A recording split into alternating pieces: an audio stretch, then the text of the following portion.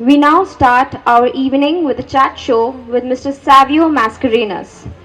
If Mr. Savio Mascarenhas had to define himself in one line, it would be this: one who firmly believes that comics are a gateway to an alternate universe. Growing up with the magical worlds of Tinkle, Amar Chitra Katha, and a host of other children's comics, he naturally chose to live in his own Neverland.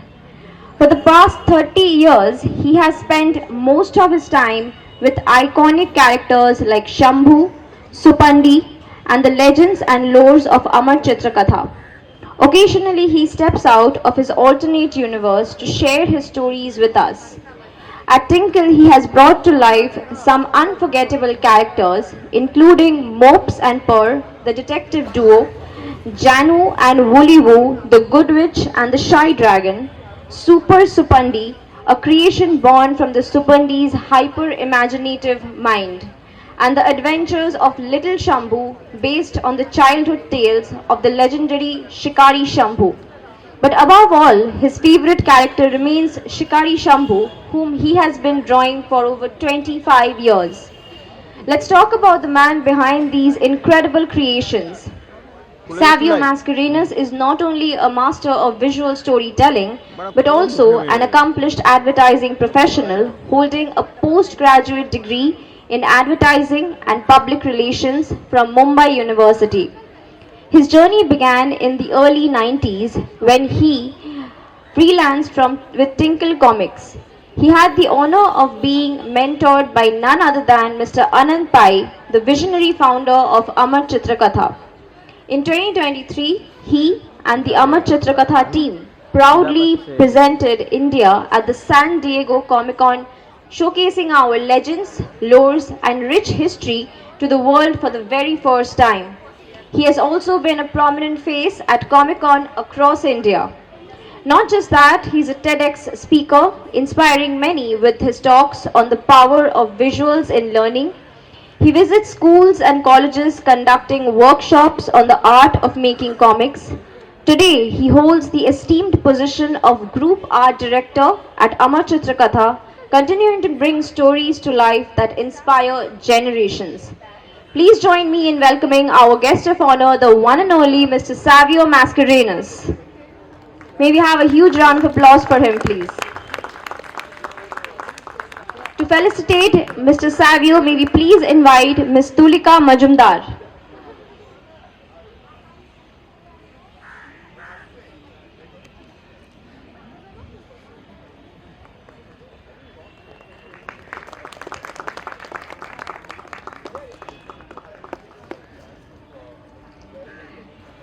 Thank you, Tulika. To join Mr. Savio, we have with us today our author Sarbajit Chowdhury. Sarbajit Chowdhury is an assistant professor, author, and an artist. He has recently been featured by Josh Talks Bangla. He has launched his translation of the book The Sluggish Fire in the Frankfurt Book Fair, Germany. The chat show topic for today is the evolution of the characters of Amar Chitra Katha over time and impact of digital media. At the end of the chat show, we would be having a question and answer session followed by giving out signed copies of Amar Chitra Katha books by Mr. Savio. Without further ado, let's start the chat show with a huge round of applause. Please welcome Mr. Savio Mascarenhas and Mr. Sarbajit Chowdhury on stage. May we have a louder round of applause, please. Thank you.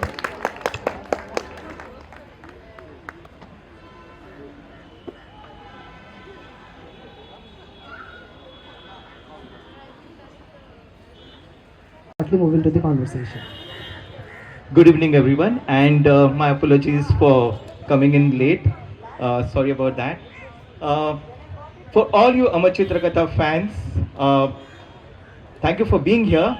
And I have a little quiz for you guys to guess the covers.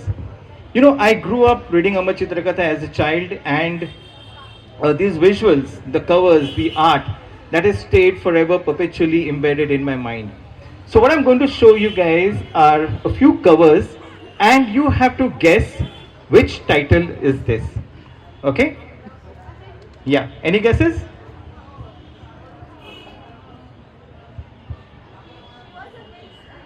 Yes? She's a milkmaid who climbed up, rather down the hill at the fort because she had to reach her child. So this cover is very good. Yeah, so the title is, can we have the next slide? Tales of Shivaji. Okay? Next one. I think this is an easy one. Any guesses? Yes? Sorry? No. You're close. Who said Maharana Pratap? Yes, you're right. Can you see the next? Yeah. Yeah, that's Rana Pratap. Next one. Okay, this is an easy one. Perfect. Okay, next. Okay, next one.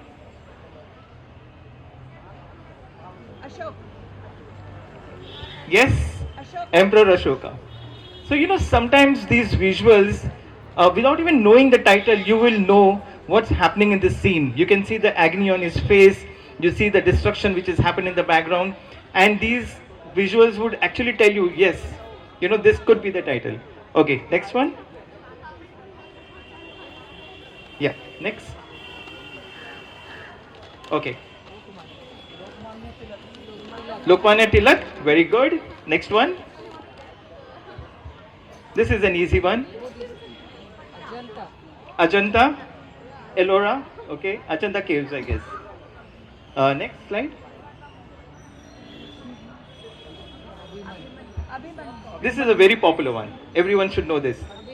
Abhimanyu, very good. Next one.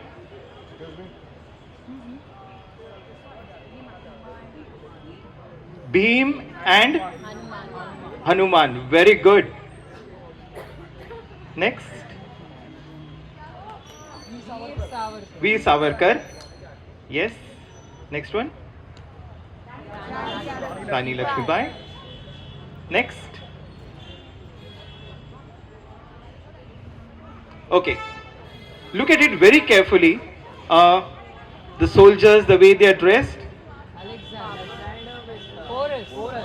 Alexander and Porus, very good. Mangal Pandey, perfect. Jallianwala Bagh. Bhagat Singh. Yes, thank you so much.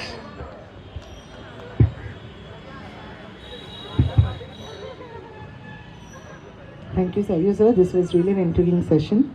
So, to start about your journey and work, the first question that comes to our mind is, what sparked your initial interest in illustration and art?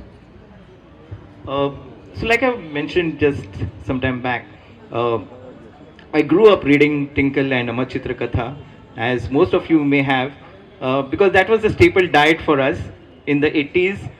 Tinkle was started in 1980 and Amar Chitra Katha in 1967. So these were the books that we used to read a lot as children, and I guess that journey of falling in love with comics has never ended. I used to look at these comics and get inspired and draw from these books. I used to scribble a lot on my textbooks, on my notebooks, my friends' books, also once on my prelims paper. When you had nothing much to write, I did some doodles on that too. And that was my journey through school and college. I went into advertising, I worked as a copywriter. But along the journey, I was also scribbling and doodling and sketching and making little funny cartoons. One fine day, I saw an ad in the newspaper which said that Tinkle is looking out for an artist. And I walked into their office and I showed them the little cartoons that I was doing. And Uncle Pai loved it. He said, I'll give you 50 rupees. This was in the 90s. 50 rupees was quite a bit. You could get a cassette for 30 rupees. So I was quite happy. I sold 10 cartoons and that began my journey as a freelance, I would not say a comic book artist, a freelance cartoonist at that time for Tinkle. eventually I started understanding the art of comic making, and I freelanced with Tinkle for a couple of years. And one fine day, it was 94, 31st of December, I went to wish Uncle Pai a happy new year, and I gave him a cake, and he asked me, what are you doing these days? I said, I'm working as a copywriter and freelancing as an artist. So he said, what do you like better? Do you like writing or do you like drawing better? And at that moment, when that something inside me said, I think drawing is something which I would be really happy doing. So when I told him this, he said, I'll give you a New Year's gift.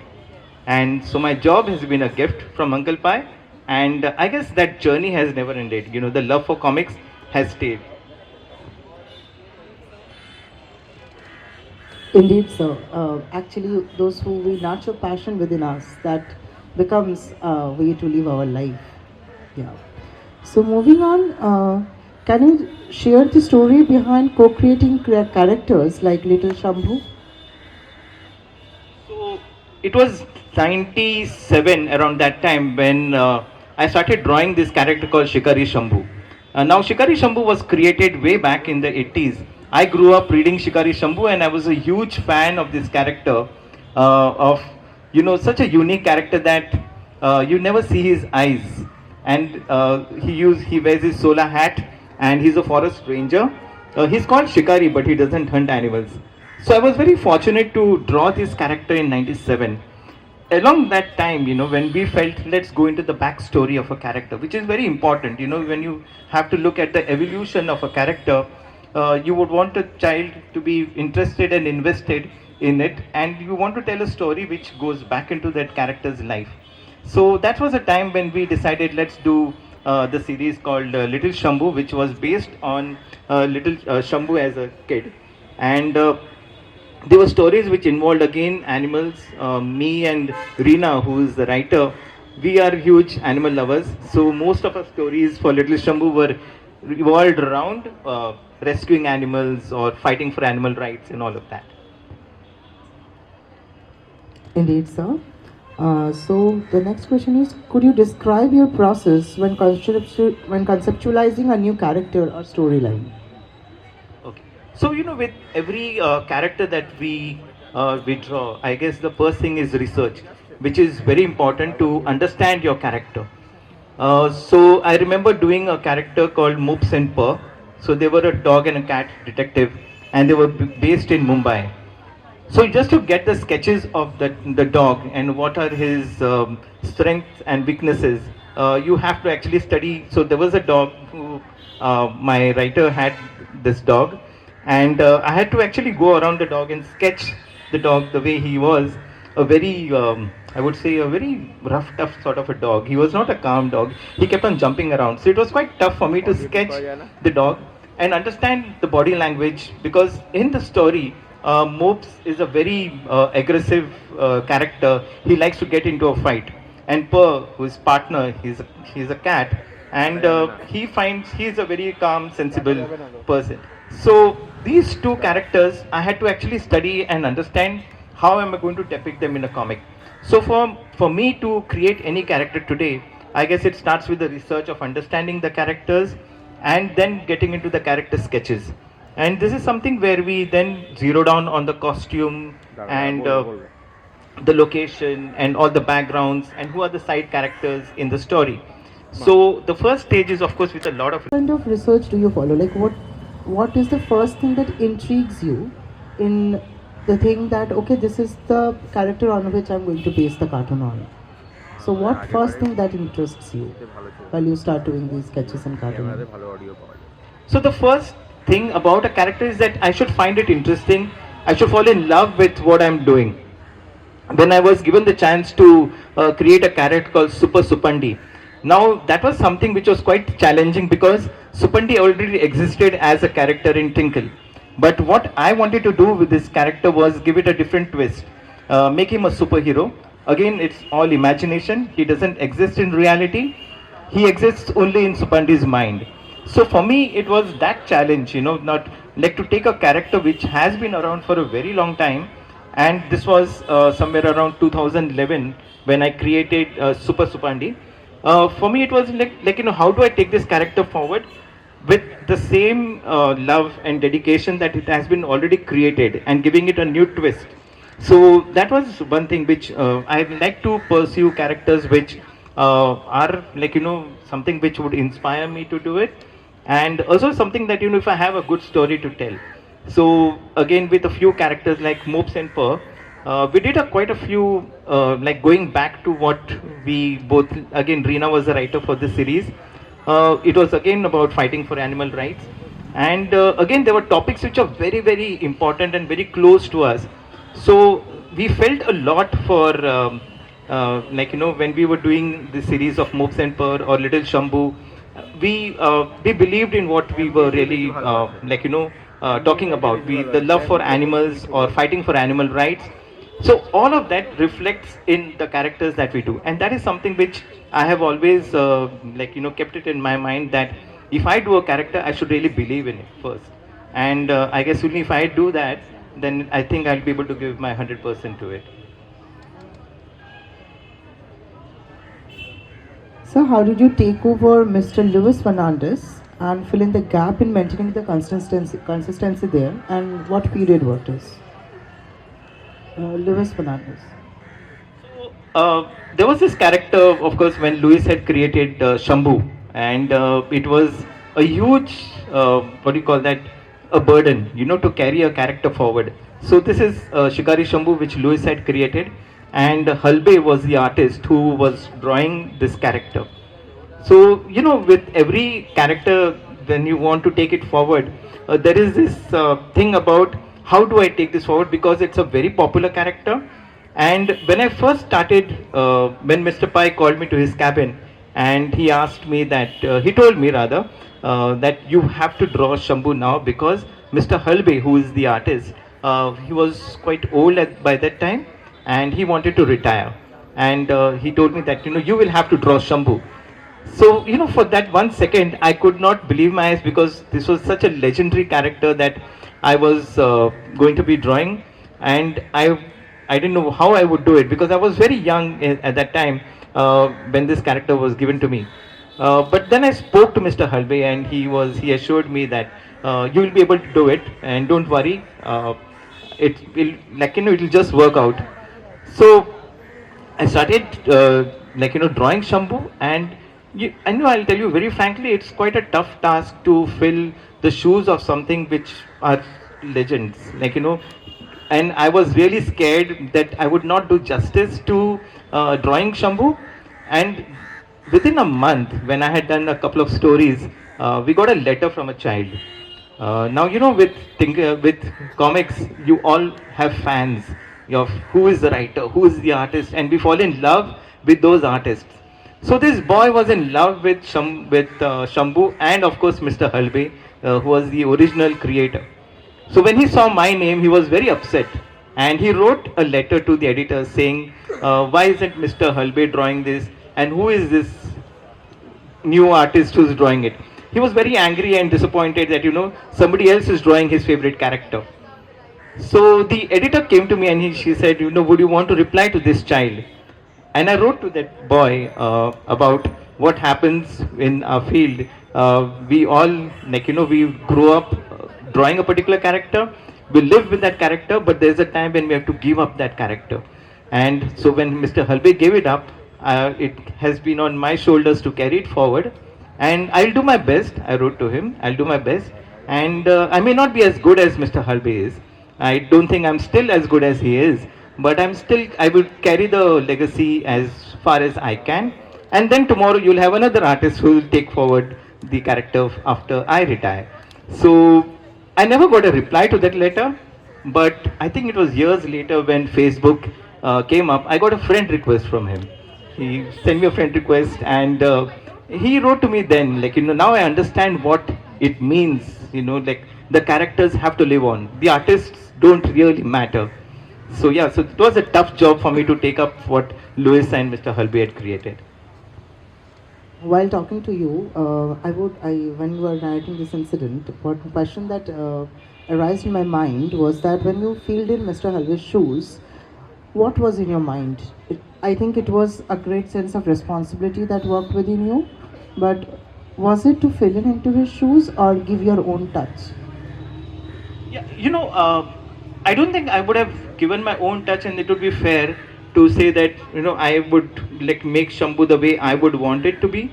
I would still want it to be Mr. Halve's Shambhu, and I know that I would never be able to match the way he created this character or the way he drew the character. I would have tried my best, like even today, like I said, I may not be as good as what Mr. Halve has been drawing the character, but there's a generation who have grown up reading Halve's Shambhu, and I have grown up reading. So for me, Halve is the one, but the generation after that, like who have grown up looking at my work, would say that uh, you are the one who is drawn, and I have to correct them that I'm not the creator. Actually, there's somebody else who's the creator. So the version that you see today is a Shambhu, which may be my version of it, and it would not be what the way Halbe would have done it. I try my best to do it, but like I said, every artist has got their style, and may never be able to copy it the way Halbe did it. As we grow up in childhood, we always look up to somebody. As an author, I always looked up to Chetan Bhagat when I was just writing my beginnings. So, who was your artistic influence in your childhood, whom you used to adore? So, I'm from Bombay, and we had the Times of India, which was delivered to our doorstep every day. Along with the newspaper, we used to get a tinkle as a subscription also. But in the Times of India, there were the cartoons by R.K. Lakshman and Mario Miranda. How many of you know Mario Miranda? Yes? So I was in awe of these drawings, the cartoon style. I'm from Goa, so I fell in love with what Mario Miranda was doing. So for me, it was these two artists, and of course, I used to read a lot, so I was very much inspired by Malgudi Days, again written by R.K. Narayan. And if I have to mention some other foreign artists, then there is an artist called Sergio Aragonés, who draws for the Mad magazine. So if you see those little squibbles along the margins of a Mad magazine, that is Sergio Aragonés' work. So these have been a few of the artists who have inspired me over the years. And talking about inspiration, how did Indian culture and mythological influence affected your work at Amar Chitra Katha? So whenever we like start work on any character or any story from Indian history or Indian mythology, like I mentioned earlier, there's a lot of research which goes into it. We refer to a lot of scriptures, we refer to a lot of writings which are out there, and it's based on those writings. Like if it's the Jatak tales or the Panchatantra, we would see to it, and that is something which Amar Chitragatha takes real pleasure in, and it's a responsibility that we share, that whenever we put out something in Amar Chitragatha, it has to be thoroughly researched. And that was what Uncle Pai stood for. When he said that if I am going to put out a comic for a child to read, which is about the gods and goddesses of India, or which could be about a historical figure, or it could be a folk tale, the research which goes into it has to be authentic, has to be checked and cross-checked. And he made us even show the source of the research. From where have you got this story, or from where have you taken this illustration? So it was very important for him to put out stuff which was really cross-checked 100 times before we even put it out. I remember when we worked on a title called the Parambit Chakra, which was about the awardees right from the very first war of independence to the last, which was the Kargil war. We did a series of these stories, and with every story over the years, the costumes used to change, the weapons have changed over the years. So for us, we had to work in detail with the army and with the government on this, and to see to it that whatever we put into that comic has to be perfect. The artilleries which were used, or the tanks which were used. So all of that has changed, of course, over the years. So for us, we had to work almost, I think, 1.5 years, which we put into the research and the artworks, so that whatever we put it out, which comes with a lot of responsibility. And and that is what makes Amar Chitragatha what it is today, because these books are also referred by a lot of people. I mean, children, of course, they read it. And even if you want to refer to anything that you pick up an Amar Chitrakatha and you know that it's an authentic source. Um, as you started as an illustrator, so what were the initial challenges that you faced and what did you learn from them? So for me, like I said, I was not educated in an art school as such. For me, it was learning on the go. For me, when you are pushed against a wall and you have nowhere to go, you have to fight back. So I had to actually learn everything while I was working. It's not easy for a person to just jump into the world of comics because it's a very complex world which keeps on changing. It's very dynamic. The comics of the 70s and 80s, and today if you look at the comics, there's a vast world of difference in the way we create comics. The art styles have changed, the way we use camera angles in the comics, that has changed. The way we even tell a story, that has changed a lot. So for me, it was all learning while I was working and referring to a lot of different artists, referring to, of course, to Indian artists a lot. And with every comic, I feel like, I could have done it better. When I look at it again, I feel like, I could have done it much better. So the journey of a comic book artist is that, it doesn't end by saying that I am an accomplished comic book artist. I guess with every story, you will find that, you would want to make it something different the next time. So today, as you sit back, what is the career advice or one thing that you learned from your career that you would like to give to an illustrator who is just beginning? One career, one or as you wish. Like what are the career lessons that you learned? So I get to see a lot of portfolios from different budding artists or writers who send me their work, and I never actually look at from where they have got their education from. They may come from some very good institutes, from very good universities and colleges, but at the end of the day, I would always want to see the quality of their work, or rather the quantity of their work. That is what matters, and I would tell this to every budding writer or illustrator. If you are a writer, then write every day. If you are an illustrator, then illustrate every day. If you want to become a comic book artist, understand the field, understand what comics are all about. It's a vast field, and there are a lot of references out there for you to take. But when we were growing up, there was nothing much that we could look at. But today the world is open. You have Instagram, you go on to YouTube, and you learn so much about comics.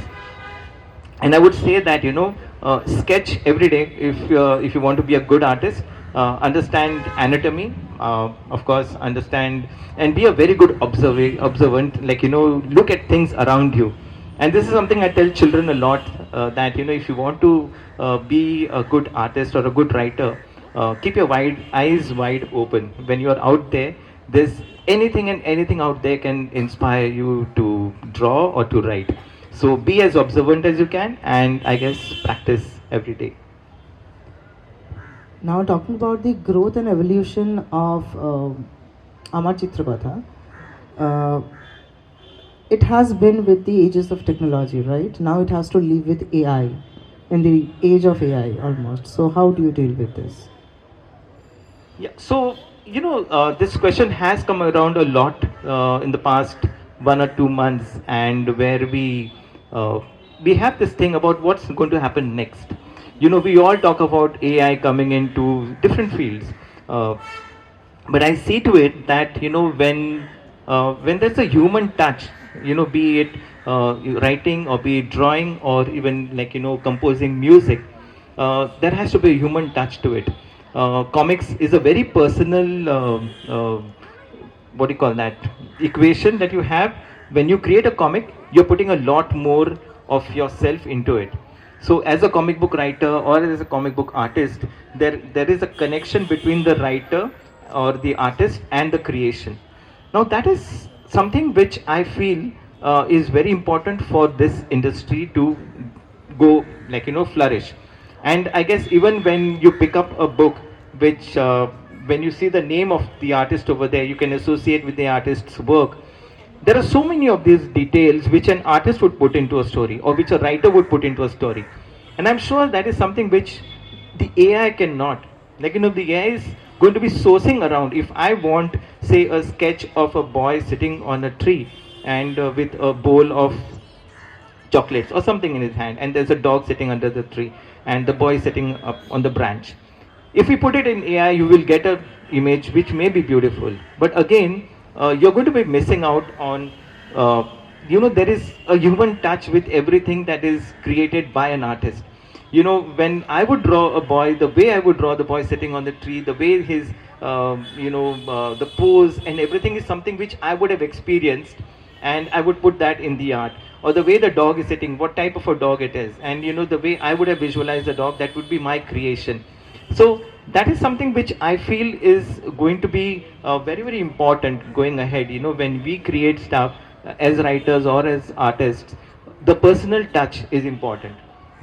Tomorrow AI may do a lot of things. I mean, today you will have comic books made, and there are quite a few comics which have been created using AI. But then there is that little, when you look at an AI created comic, you will understand that there is this little bit of, there is no human touch to it. There are just visuals which have been created. But the connect, the comic book and the reader have to connect. When, as a reader, you look at the comic book, you have to be connected to those characters in the comic. And that is something which I feel you will never get that connection, because when a comic book artist draws, he draws or she draws it with that one intention, that my characters or my panels, the details that I put in this comic book, has to inspire that reader to read the comic and turn the page and keep on reading. That there's a connection which happens between the book, the reader and the book. And that is something which comes when an artist puts in more than 100% into it. And I really don't know whether AI can do that. So I think that's a question which will be open for everyone out there. What would you like to read? You would like to read a book which is written by an AI, or you would like to read a book which is actually written by an author, or read a comic book created by an artist or an AI generated comic. So you will have choices in life, and I guess one will have to make those very tough decisions that I will not be going in the AI way, and I will carry on the traditional way. So, being on my part, I will choose the artist and the author, because I believe whatever the AI does, even every human and every artist has always been giving a unique touch to their own creation. That's why it's our creation, or it's your creation, sir. Now, moving forward, what makes Tinkle's approach to storytelling so timeless and relevant through the all generations? So the times when Tinkle came, this was the 80s. There was a certain simplicity in the art. There was a certain simplicity in the storytelling. But over the years that we have seen, it is getting a bit complex, because children today want edgier stories. They want the art to be complex also, because they are already exposed to a lot of different types of comics. So for us, it's a challenge that to keep the readers engaged, our stories have to be up to the mark, and they have to be complex stories. They have to be layered characters. Now nothing is black and white. It's all the gray characters. When I was doing a workshop for children about creating a comic book hero, and I said, can we create a comic book hero? And they said, why not a villain? Because there is always this thing about the villain is the one who actually makes a hero.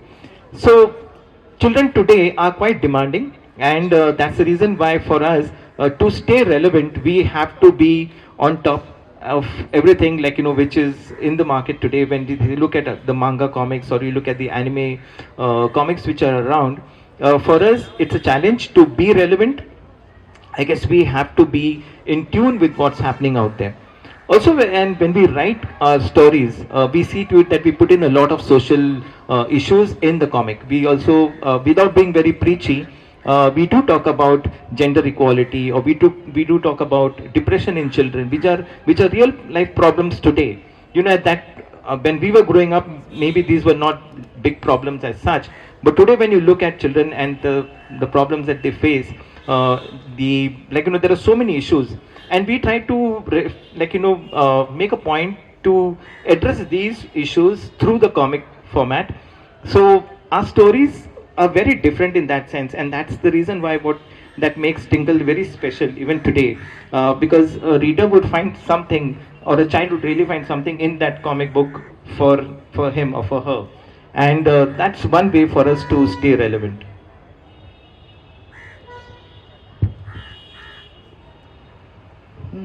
That's quite interesting, sir. And next question that I would like to ask, that what made Amar Chitrakatha decide to venture into merchandising along along with their primary products, or any idea or specific product in merchandising that is doing great? So, like I said, we have to keep our readers engaged into what we are creating, and there's always you expansion of a product. For example, we cannot stay relevant if we say that we are only going to be printing comics. We have to get our readers to love the character and develop on that universe of that character. Now, the development of these characters is where they go ahead from here. They've lived a long life in those pages of the comics, but now it's time for them to go into animation. So very soon you will find Supandi coming in animation by the end of 2025. Then there will be Shambhu coming into animation. So all of these characters will get a second life, or they have to go beyond the pages of a comic. Then the second part of it is, how do you get reader engagement?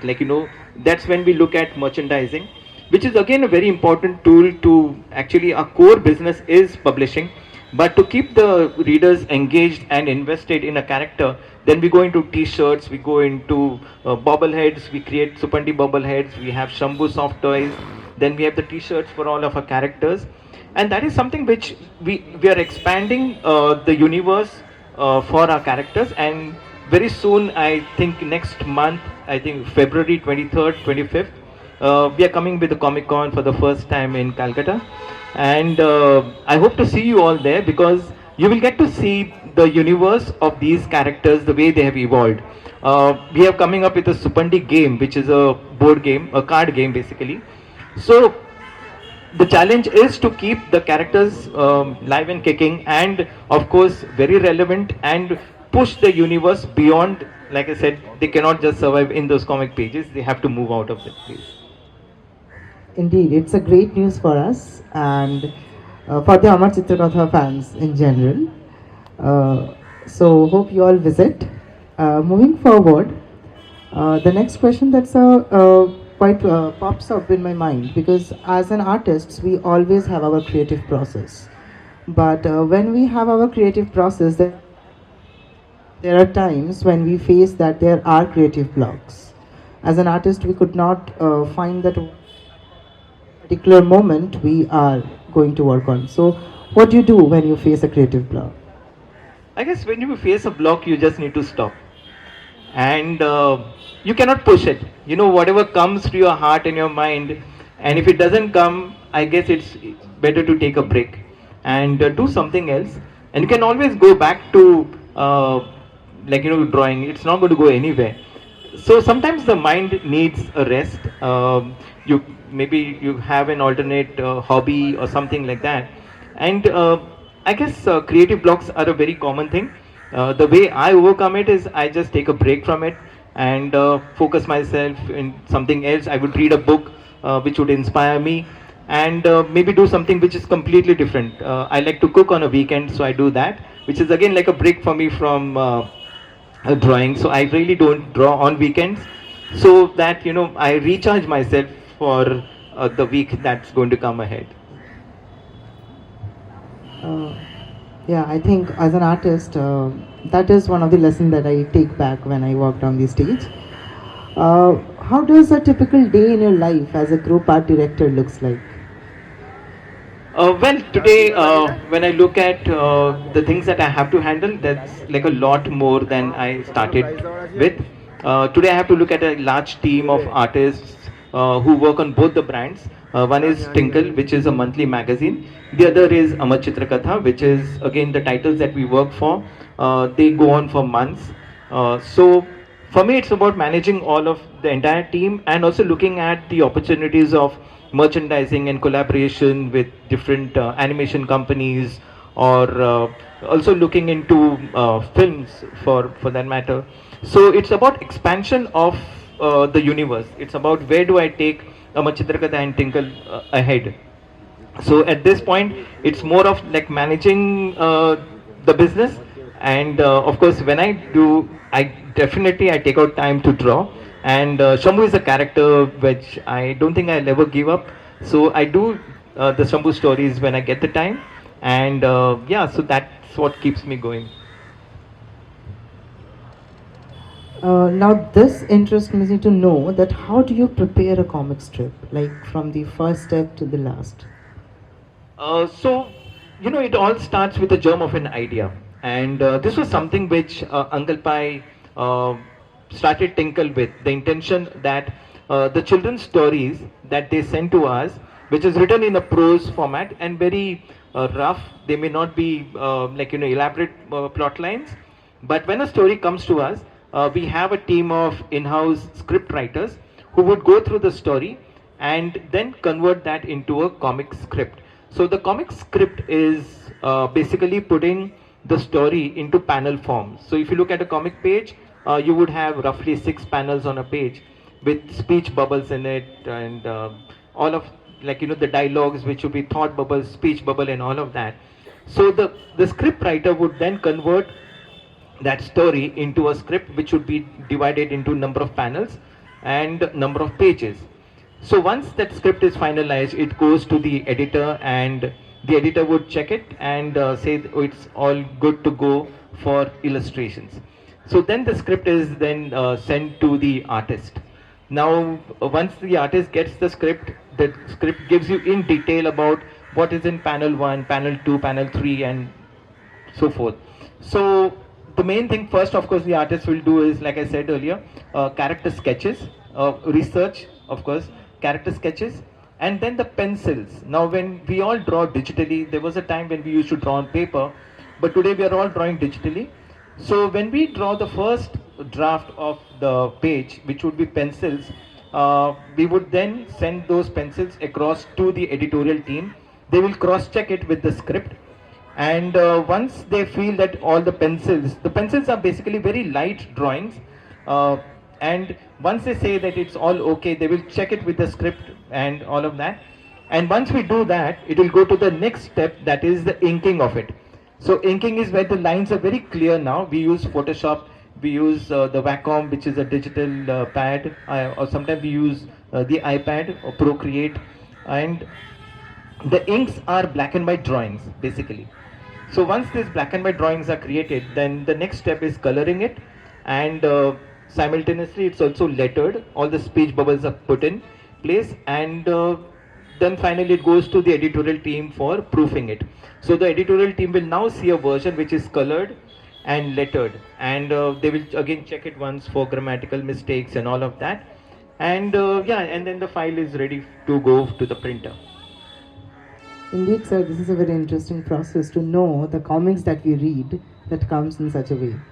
So with the one last question, sir, what do you think is the future of Indian comic in the global context?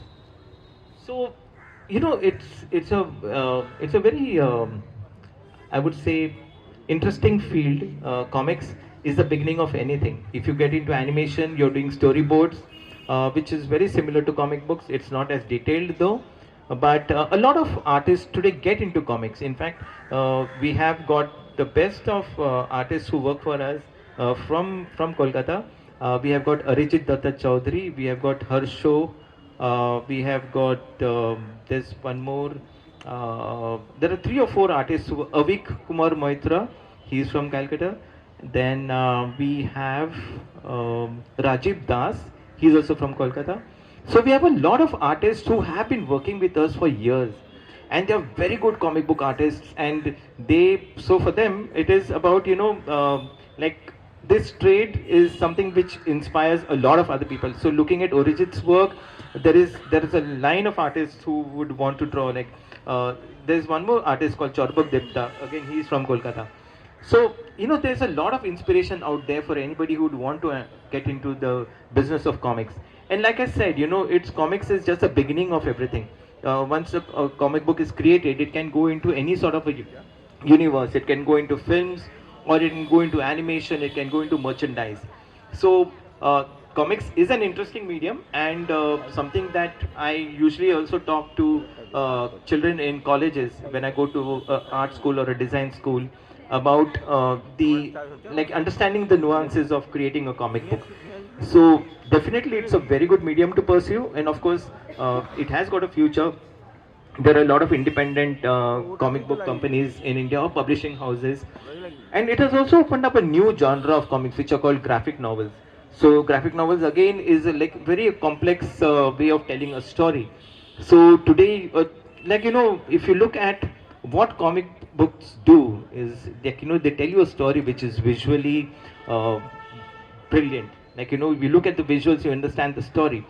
And this is something which I firmly believe in, that we as human beings would learn a lot better when we look at a comic book. The visuals tell you the story. The language is simple, and it's a brilliant way of passing on a message. It could be anything. I remember Supandi is a very popular character from Tinkle, and we did a comic book where Supandi was explaining mutual funds. So a complex subject like that was again handled very well by a character from the comics. So comics as a medium where we do a lot of comics today, even for IIT. We did a comic for IIT Madras talking about the whole history of IIT. So because that medium is something which is very easily understandable by anyone. And this is something which I feel that the more you look at a visual, I think that stories come out more better. Like for example, when we did the cover quiz, you all may have seen the Amar Chitra Katha before, or may not have seen, but you would associate with the visuals. The visuals itself will tell you what the story is all about. So this is again a topic which is very close to my heart when I tell parents and young readers that read as much as you can and make visuals a part of your communication. I guess visual learning is something which has got a has been in our history for a very long time. I guess when civilization started, even before there was language, I guess the best stories were told through all the visuals that you would see. Even any of the civilization, you look at the Incas, or you look at the South American or the North American, or even the Egyptians. They were all the visuals which were telling a story. So I guess as humans, we learn a lot more from visuals, and that is something which I guess comics do even today, telling a story through visuals. Thank you, sir. This was really an insightful interaction. It was great having you. Thank you so much, sir. Now I would like to call back Shishan.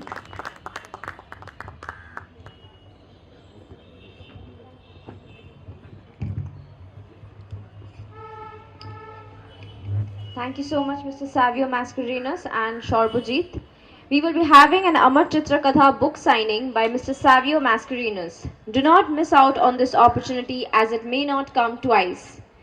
We now invite Meenal Dighe for her book launch of the title Guilty in Gwalior. Please put your hands together for Meenal Dighe.